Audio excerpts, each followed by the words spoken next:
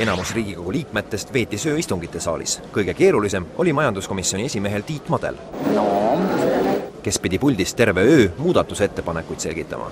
No ma olin toeks ja natukene käisin ära ka, ei salga. Eile kella 2 alates olen ma saalis olnud ja ei ole maganud. Ma olen olnud nii viljakuivatis kui rohu ja veskis ja osaledes ma olen selle režiimiga harjunud. Nüüd ongi pikk vahe olnud, et sellist režiimi katsetada. Öö jooksul ei jõudnud opositsioon ja koalitsioon kompromissile, kuigi seda otsiti.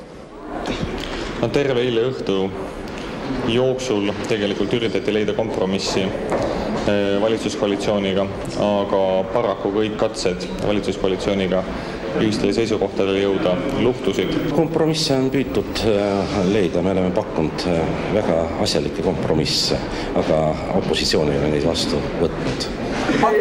Ja ma tulen siia ja ma võtan selle ette ära ja siis on minu rünnak. Okei. Hommikuks oli jõutud läbi hääletada vaid pooled muudatusettepanekud. Opositsiooni hinnangul jookseb ka tänane istung liiva. Ma usun, et peale seda on koalitsioonil põhjust järele mõelda, kas teha opositsiooniga koostööd või mitte.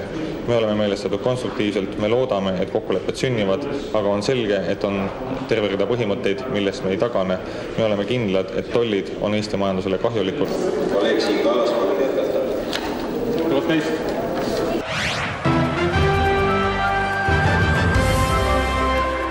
See on mu sinno, pänkrid sulle ka pessa too.